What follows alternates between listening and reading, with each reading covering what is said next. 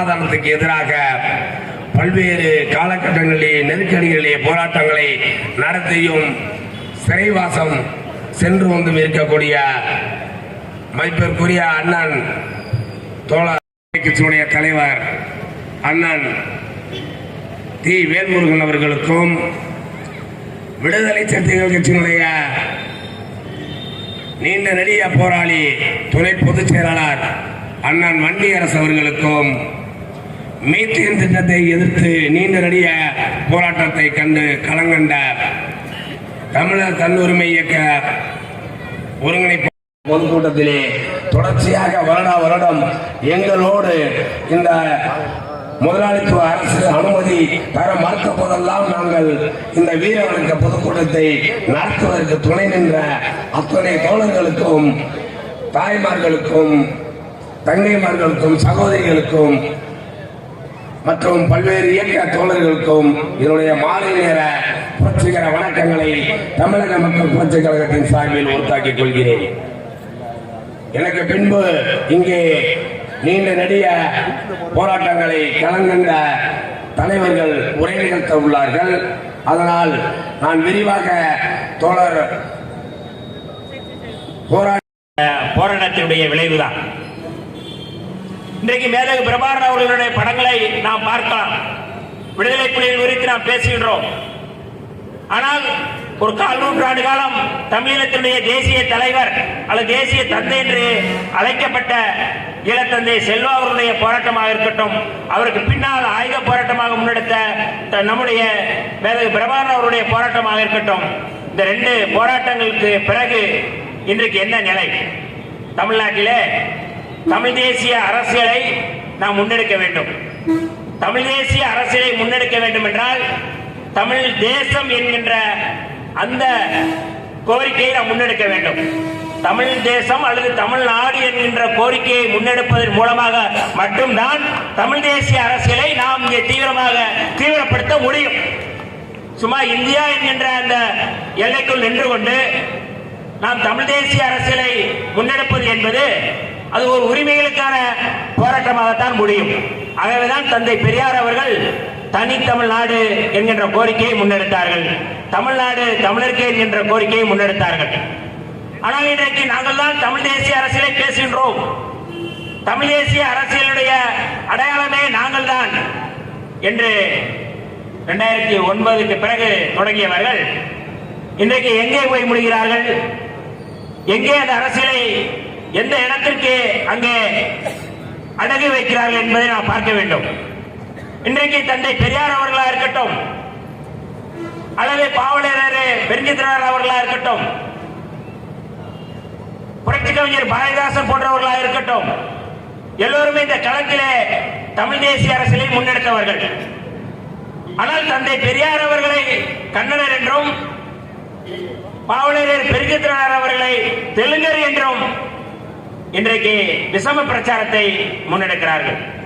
யார் என்று உங்களுக்கு தெரியும், எல்லாருக்குமே தெரியும். இன்றைக்கு பாரதிய ஜனதா RSS சங் பரிவார கும்பல் அவர்கள் இந்த நாட்டை என்னவாக மாற்ற துடிக்கிறார்கள்? இந்து ராஷ்டிரத்தை படைக்க வேண்டும், அதுதான் அவருடைய இலக்கு. பாஜகவினுடைய செயல் திட்டம், RSS செயல் திட்டம் இந்து ராஷ்டிரம் தான். இந்து ராஷ்டிரத்திற்கு எது தடையாக இருக்கின்றது?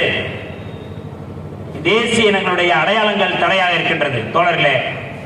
ஆகவேதான் அவர்கள் இந்தியா முழுக்க தேசிய இனங்களுடைய அடையாளங்களை அழித்தொழிக்கின்ற வகையிலே, காஷ்மீரிகளுடைய அந்த தேசிய விடுதலையை அழித்தொழிக்கின்ற வகையிலே 370 ரத்து செய்து அங்கே காஷ்மீரிகளுடைய இன விடுதலை போராட்டத்தை மட்டுப்படுத்தினார்கள். அவர்களை அதை பின்னடைவு செய்தார்கள். நாகாலாந்திலே அதேதான். காலிஸ்தான் கேட்டு போராடிய போராளிகளை ஒடுக்குகின்ற வகையிலே பல்வேறு செயல் திட்டங்களை இந்த பாஜக அரசு முன்னெடுத்தது. ஆனால் கனடாவுக்கு சென்ற ஹரிசன் நிஜார் சிங் என்று சொல்லக்கூடிய அவர் அங்கே காலிஸ்தான் போராட்டத்தை முன்னெடுத்து செயல்பட முன்னெடுக்கின்ற அவர்களை குறிவைத்து அவர்களை இலக்காக வைத்து இன்றைக்கு செயல்படக்கூடிய மிக மோசமான செயல் திட்டம் இன்றைக்கு இருக்கின்றது.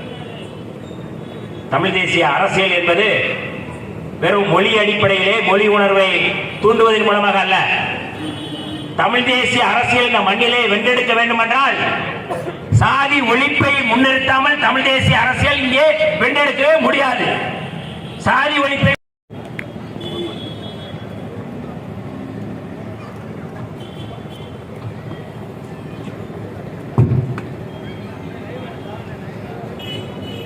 தமிழ் தேசிய போராளி தோழர் அன்புக்குரிய சுப முத்துக்குமார் அவர்களின் 14ஆம் ஆண்டு நினைவேந்தல் நிகழ்வில்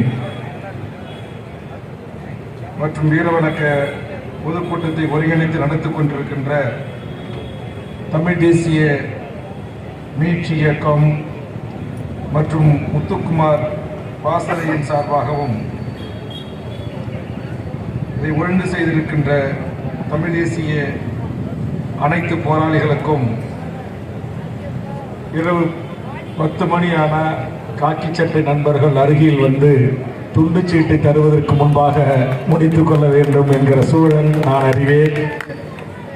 ஆதலால் மேடையில் எனக்கு பின்னால் பேச இருக்கின்ற தமிழ் சமூகத்தின் ஆளுமைகளுக்கும் பேசி அமர்ந்திருக்கின்ற தமிழ் சமூகத்தின் ஆளுமைகளுக்கும் மேடையின் முன்பு ஆங்காங்கே கூடி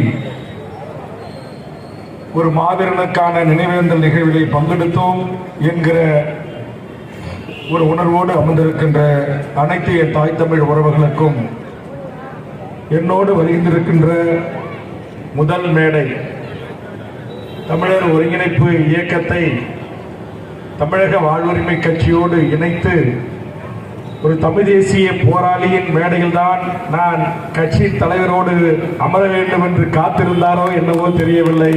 அருமை சகோதரன் மதுரை வெற்றிக்குமரன் அவர்களும் அண்ணன் தனசேகரன் அவர்களும் இந்த மேடையில் என்னோடு அமர்ந்திருக்கிறார்கள். அவர்கள் உள்ளிட்ட இந்த மாவட்டத்தினுடைய செயலராக இருந்து மிகச்சிறப்பாக பணியாற்றிய நியாஸ் உள்ளிட்ட என் கட்சியினுடைய முன்னணி நிர்வாகிகள் அருமை தம்பி முத்துக்குமார், ஜெரோன்குமார் என்று பல நிர்வாகிகள் வருகின்றிருக்கிறார்கள். இங்கே நேரத்தின் அருமை கருதி தோழர் புயலன் அவர்களும் அண்ணன் பாண்டியன் அவர்களும் ஐயா பேராசிரியர் அவர்களும் இன்றைக்கு 10 மணிக்கு முடிக்கணும். நான் பேசின பிறகு அவங்களுக்கு எவ்வளவு நேரம் இருக்குன்னு எனக்கு தெரியாது. அதனாலதான் சிறப்புரை பேராசிரியருக்கு தந்துவிட்டு அண்ணன் அவர்கள் அவர் பரவாயில்ல, அவர் எனக்கு தெரிஞ்சது பேராசிரியர் நேரத்தில் பேச விட்டுட்டு அண்ணனை இறுதியா பேச விடணும்னு என்னுடைய விருப்பம். ஏன்னா அவர் தான் இப்ப துணிந்து அடிக்கக்கூடியவர்.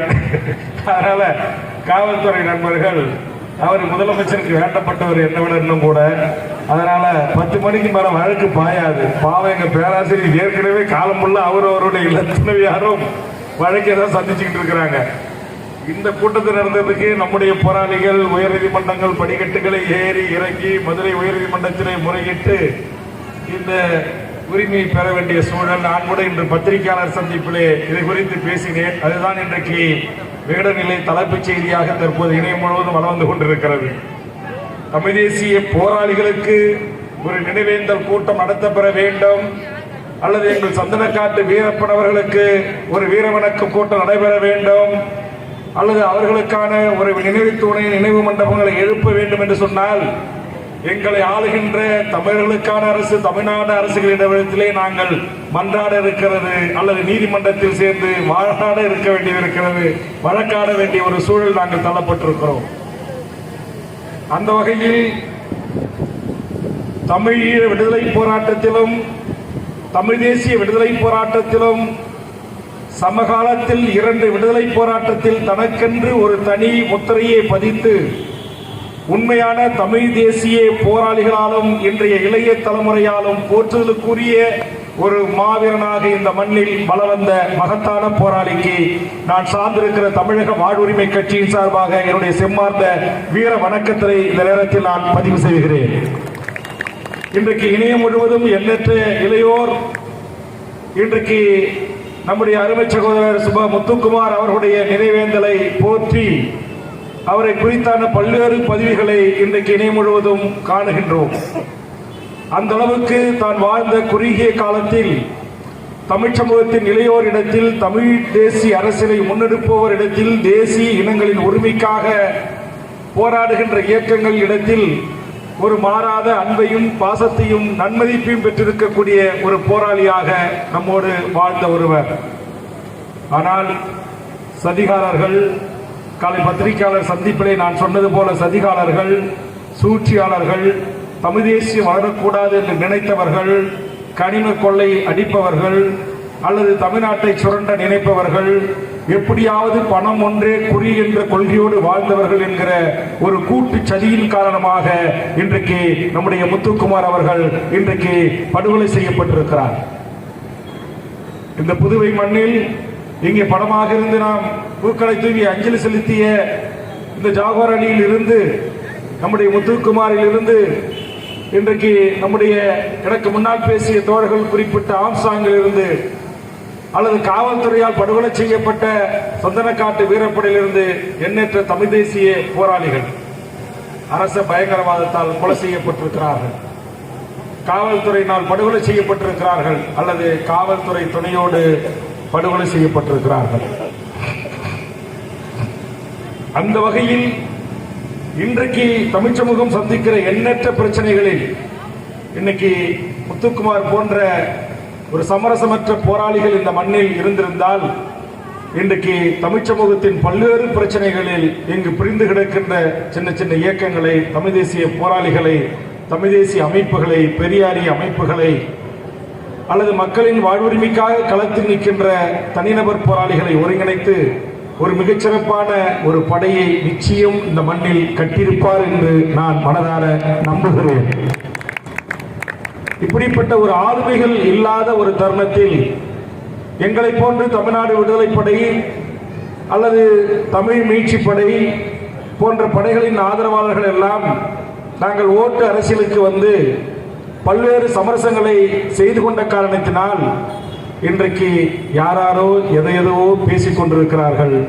அதையும் உண்மை என்று நம்புகிற ஒரு கூட்டமாக என் இளையோர் கூட்டம் மாறி நிற்கிறது. இன்றைக்கு தமிழ் தேசிய தலைவரே வந்து சொன்னால் கூட நாங்கள் நம்ப மாட்டோம் என்று சொல்கிறார்கள். இந்த கட்சியை உருவாக்கியவர்களில் மிகப்பெரிய பங்காற்றியவர் முத்துக்குமாராக இருந்தாலும் அவரே வந்து சொன்னாலும் கூட நாங்கள் ஏற்றுக்கொள்ள மாட்டோம் என்று சொல்லக்கூடிய ஒரு இளையோர் கூட்டம் இந்த மண்ணில் உலவிக் கொண்டிருக்கிறது.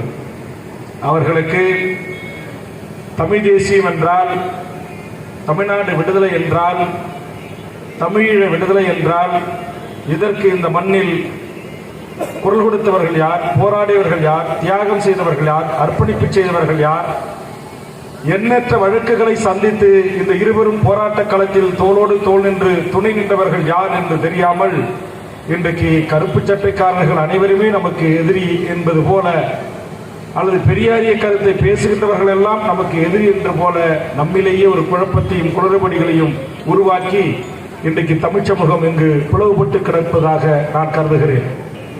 அதனுடைய விளைவுதான் இன்றைக்கு தமிழர் கைகளில் இருந்த எந்த ஒரு பொருளாதாரத்தை ஈடு செய்யக்கூடிய மிக முக்கிய நிகழ்வுகளும் நம் கைகளில் இல்லை. இன்றைக்கு தமிழ்நாட்டுடைய பியூரோக்ரசி என்று சொல்லக்கூடிய அதிகார வர்க்கத்தில் யார் அமர வேண்டும் என்பதை தீர்மானிக்கக்கூடிய சக்தியாக இந்த மண்ணுக்கும் மக்களுக்கும் சொந்தமில்லாதவர்கள் ஆதிக்கம் செலுத்திக் கொண்டிருக்கிறார்கள். தமிழர் கைகளில் இருந்த வணிகம், தமிழர் கைகளில் இருந்த பொருளாதாரம், தமிழர் கைகளில் இருந்த வேலைவாய்ப்பு உரிமை, தமிழர் கைகளில் இருந்த மிகப்பெரிய தொழிற்கூடங்கள், தொழில்கள் எல்லாம் இன்றைக்கு கொஞ்சம் கொஞ்சமாக நம் கையில் இருந்து மிக திட்டமிட்டு மிக அற்புதமாக காய் நகர்த்தி நம்முடைய இணை எதிரிகள் அபகரித்துக் கொண்டிருக்கிறார்கள். இந்த மண்ணின் பூர்வீகுடி மக்களாக இருக்கிற தமிழர்கள் ஒரு கணம் நாம் சிந்தித்து பார்க்கின்ற போது இன்றைக்கு நம் கைகளில் என்ன இருக்கிறது?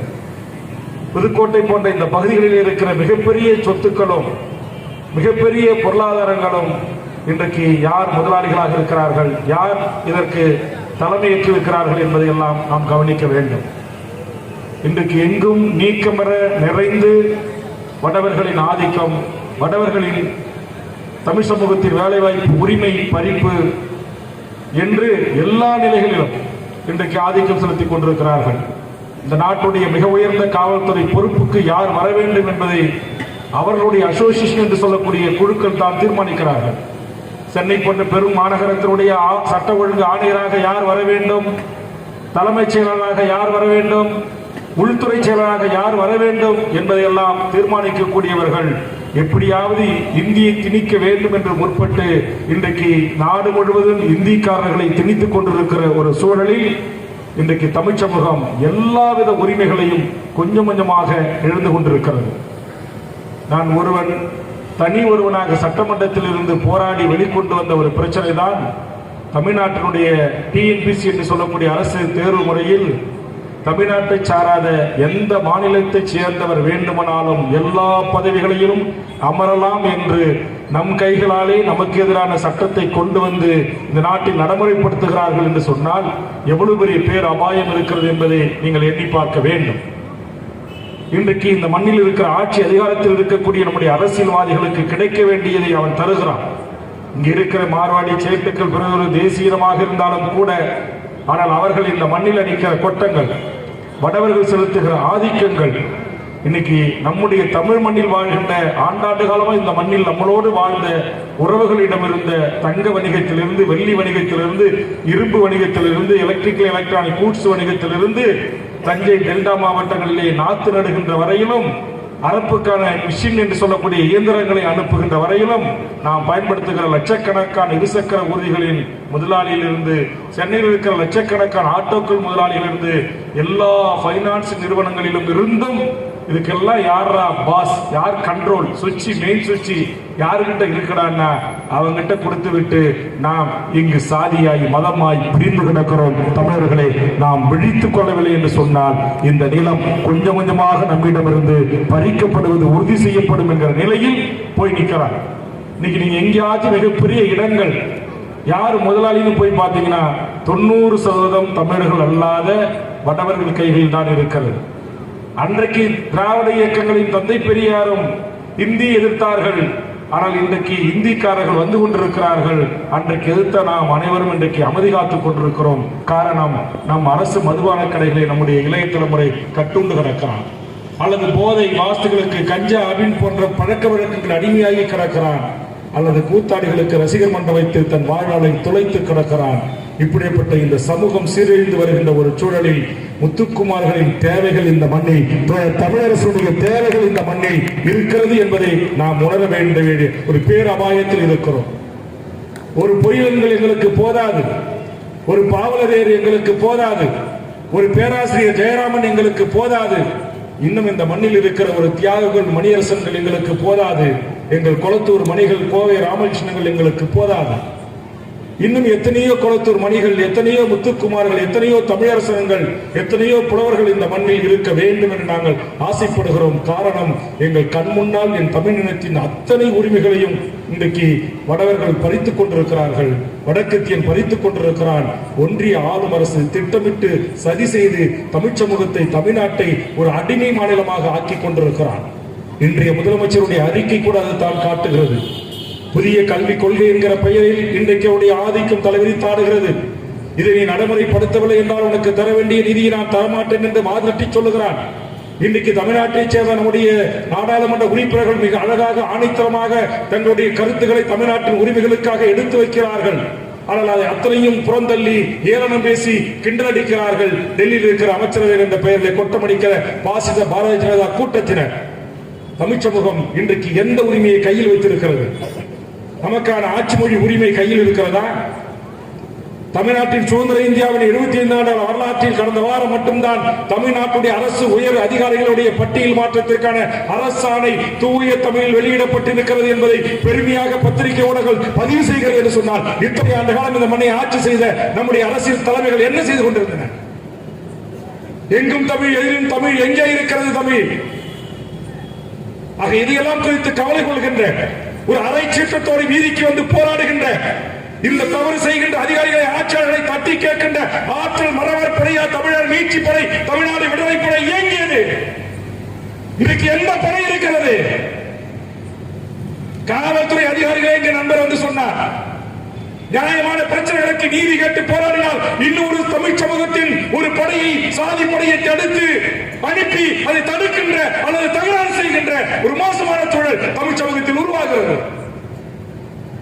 இன்றைக்கு கூட காலை ஒரு அறிக்கையை தயார் செய்வதற்கு ஒரு வாரத்தில் தமிழ்நாட்டில் நடந்தேறிய சம்பவங்களை பட்டியலிடுகின்ற போது ஆணவ கொலைகள், சாதிய கொலைகள், படுகொலைகள், மாணவர் கொலைகள், கற்பழிப்புகள், ஆசிரியர் கற்பழிப்பு, வகுப்பாசிரியர் கற்பழிப்பு, காவல் நிலைய காவலர் கற்பழிப்பு, பல்கலைக்கழகத்தில் பேராசிரியர் கற்பழிப்பு, எங்கே போய் கொண்டிருக்கிறது தமிழ் சமூகம்? ஆக இந்த அநியாய அக்கிரமங்களை எல்லாம் ஒரு காலத்தில் தமிழ்நாடு விடுதலைப்படையும் தமிழ் மீட்சிப்படையும் ஆயுதம் தாங்கி அவர்கள் நீதிமன்றத்தில் இந்த கொடியவர்களுக்கு, இந்த காம கொடர்களுக்கு, இந்த அரச பயங்கரவாதத்திற்கு, இந்த மாவீரர்கள் வாழ்ந்த இந்த மண்ணில் அவர்கள் நீதிமன்றத்தில் அவர்களுக்கு தண்டனை வழங்கப்பட்டது. பயம் இருந்துச்சு. காவல் நிலையத்தில் கற்பழிப்பு குறைஞ்சது, பாலியல் சீண்டல் குறைந்தது, ஆதிக்க பணியாளர்கள் அடாவடி அத்துழியங்கள் குறைந்தன. ஆனால் இன்றைக்கு அப்படி ஒரு படை இல்லை, இப்படி ஒரு முத்துக்குமார் போன்ற ஒரு மாவீரன் இல்லை, தோழர் தமிழரசன் போன்ற ஒரு மாவீரன் இல்லை. எண்ணற்ற இருந்த இங்க முகிலன் தோழர் அமர்ந்திருக்கிறார். எண்ணற்ற தமிழ் தேசிய போராளிகள் இந்த தலைவர்களின் தலைமையை ஏற்றுக்கொண்டு களத்தில் ஆயுதமேந்தி போராடி இந்த மண்ணையும் மக்களையும் நேசித்தவர்கள். நான் கூட காரில் பயணம் செய்து வருகின்ற போது எங்கள் தனசேகரன் தோழருடன் பேசி வந்தேன். இந்த சமூகம் போராளிகளை, உண்மையான தமிழ் தேசிய போராளிகளை, உண்மையான தமிழ் தேசிய ஆளுமைகளை கொண்டாட மறந்து என்றைக்கு கூத்தாடிகளை கொண்டாட நாம் இன்றைக்கு கற்றுக்கொண்டது நம்முடைய இளைய தலைமுறை. அன்றைக்கே இந்த இனம் தன் சுய உரிமையை, தன் சுய மரியாதையை இழந்து தவித்துக் கொண்டிருக்கிறது. இல்லைன்னா ஒரு சாதாரண ஒரு சினிமா நடிகை ஏதோ ஒரு வீதியில கடந்திருக்க வரான்னா 10,000 பேர் திறந்து நிற்கிறான், போலீஸ்காரர்கள் லட்டி சார்ஜ் பண்ணி பாதுகாப்பு கொடுப்பதுதான் இருக்கு. ஆனா இது போன்ற போராளிகள் வாழ்ந்த இந்த மண்ணில், இந்த போராளிகளுடைய நினைவேந்து கூட்டங்களிலே அதுபோன்று சக போராளிகளாக அவர்களோடு பழகியவர்கள், அவர்களோடு களமாடியவர்கள், அவர்களோடு படையில் இருந்தவர்கள், அவர்களோடு பயணித்தவர்கள், அவர்களுடைய விரல் விட்டு எண்ணக்கூடிய குடும்பங்கள் மட்டும்தான் வந்து கலந்து கொள்கின்ற ஒரு சூழல் இருக்கிறது. இது சாபக்கேடு. போராளிகளை மதிக்க தெரியாத ஒரு இனம், போராளிகளை போற்ற தெரியாத ஒரு இனம், போராளிகள் உயிரோடு வாழ்கின்ற போது ஒருவேளை உணவுக்கும் தன் கட்டிய மனைவிக்கு ஒரு 3 வேளை சோற்றுக்கும் உறுதி செய்யப்பட முடியாமல் துண்டறிக்கைகளை விநியோகம் செய்து காடுகளிலேயும் ஒருவேளை உணவை உண்ணுவிட்டு அவன் எடுத்துக்கொண்ட லட்சியத்திற்காக, எடுத்துக்கொண்ட கொள்கைக்காக வாழ்ந்தவர்களை இந்த இனம் மறந்தது. இந்த இனத்தில் தோன்றிய அரசியல்வாதிகள் மறக்கடிக்க செய்தார்கள், இந்த உணர்வை மழுங்கடிக்க செய்தார்கள். சாதியம் தீயிட்டு வளர்ந்தது. இன்றைக்கு மதத்தீ மாவு அளவுக்கு இன்னைக்கு உயர்ந்து எரிந்து கொண்டிருக்கிறது. ஆக இந்த சாதிய தீயும் மதத்தீயும் அணிந்து இன உணர்வோடு, இன எழுச்சியோடு இந்த மண்ணின் மக்களின் உரிமைகளுக்காக, இந்த அநியாய அக்கிரம அட்டூழியங்களுக்காக இன்னைக்கு ஜவஹர்லால் அவருடைய வீட்டுக்கு நாங்கள் சென்றோம். 2 பெண் பிள்ளைகள், ஒரு சின்ன சிறுவன், அவர் ஒரு ஒன்றியக்குழு உறுப்பினராக இருந்திருக்கிறார். பல்வேறு அளவில் ஒரு மதிக்கத்தக்க ஒரு வாழ்வு வாழ்ந்திருக்கிறார். அவர் செய்த பாவம் என்ன, அவர் செய்த குற்றம் என்ன? இங்கு ஆட்சியாளர்களால், அரசியலாளர்களால் இங்கு அடிக்கப்படுகின்ற கனிம கொள்ளைக்கு எதிராக இந்த நாட்டுடைய ஆட்சி அதிகாரத்தை நோக்கி கடிதம் எழுதினார்.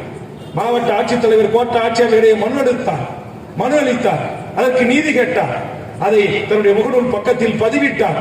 இந்த குற்றத்திற்காக அநியாயமாக துடிக்க லாரியை ஏற்றி கொலை செய்திருக்கிறார்களே, அதுபோன்றுதானே இந்த நாட்டில் தமிழக தேசிய தலைவர் மேதகு பிரபாகரன் அவருக்கு நிகரான பாதுகாப்பு அரண்படையில் தமிழ்நாட்டில் பிறந்த ஒருவனை புலிகள் நம்பி, புலனாய்வு தலைவன் பொட்டம்மா நம்பி பக்கத்தில் நிற்க வைத்தார் என்று சொன்னால் அது முத்துக்குமார் என்கிற பதிவை புலிகளோடு பணிக தோழர்களும் சொல்லுகிறார்களே. அந்த நம்பிக்கை பெற்றவர் தமிழ் தேசத்தின் ஆளுமை இன்றைக்கு யாரால் சாகடிக்கப்பட்டது? என் சக தமிழ்ச்சாதி கூட்டத்தினால் சாகடிக்கப்பட்டிருக்கிறது. அவன் கூலிப்படியாக இங்க இருக்கிறான்.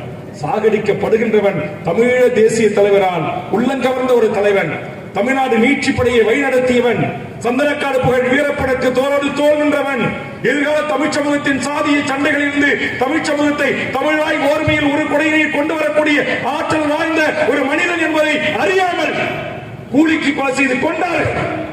ஆனால் அந்த கொடியவர்கள் சட்டத்தின் முன் தண்டிக்கப்பட்டார்களா? நீதியின் முன் நிறுத்தப்பட்டார்களா? அவருக்கு உரிய தண்டனை கிடைக்கப்பட்டதா? ஏன் இந்த மண்ணில் இந்த மாவீரனுடைய கல்லறைகளை கூட இடுக்கி இடித்திருக்கிறார்கள் என்று சொன்னார். எவ்வளவு பெரிய மோசமான செய்தி! இதையும் கடந்து போகிற கூட்டமாக, இதையும் ஸ்கோப் பண்ணி தள்ளி விட்டுட்டு வேற செய்தியை பார்த்துக் கொண்டிருந்த ஒரு கூட்டமாக தமிழர் கூட்டம் மாறிக்கொண்டிருக்கிறது. இதை தடுத்து, இதை தடை போட்டு இந்த இன உணர்வையும் தமிழுடைய மான உணர்வையும் தமிழனுடைய பறிபோகின்ற எல்லா தமிழ் சமூகத்தின் வாழ்வுரிமைகளை குறித்தும் ஒரு புரிதலை உருவாக்க வேண்டிய தேவை எங்களை போன்று ஓட்டு அரசியல் பதவிக்கு வர தேவையில்லாமல் தான் ஏற்றுக்கொண்ட கடமையின் கீழ் பணியை மிகச்சிறப்பாக நிறைவாக செய்கின்ற இது போன்ற ஆளுமைகள் இது போன்ற நடவடிக்கைகளிலே நீங்கள் ஒற்றுமையாக இருந்து தமிழ்நாடு முழுவதும் மிகப்பெரிய கோபம் இருக்கிறது இந்த ஆட்சி அரச பயங்கரவாதத்தின் மீது, இங்கு நடக்கின்ற மிகப்பெரிய கனிம கொள்ளையின் மீது, லஞ்ச லாவணிய ஊழல் மீது, அதிகார வர்க்கத்தின் கொட்டத்தின் மீது, ஆட்சி அதிகாரிகள் செய்கின்ற அரசியல்வாதிகளை விட பல மடங்கு கொள்ளையடிக்கிறவனாக பகல் கொள்ளைக்காரனாக மாறி நிற்கிறான் நாட்டுடைய பியூரோக்ரசி. எனக்கு தெரிந்த நாட்டுடைய IAS IPS அதிகாரிகளுக்கு ஆயிரக்கணக்கான கோடிகள் என் தமிழுடைய பணத்தை சுரண்டி கொள்ளையடிக்கு முதலாளியாக இருக்கிறார். அவர்களுக்கு எங்கள் செம்மண் பூமியான முந்திரிக்காட்டு பாணியில் ஒரு தண்டனை கொடுப்பதற்கு எங்கள் தமிழரசன்கள் லெனின்கள் இல்லையே, எங்கள் சுப முத்துக்குமார்கள் இல்லையே என்கிற ஆதங்கத்தை பதிவு செய்து அந்த மாவீரர்களுக்கு வீர வணக்கத்தை செலுத்தி விடைபெறுகிறேன். நன்றி, வணக்கம்.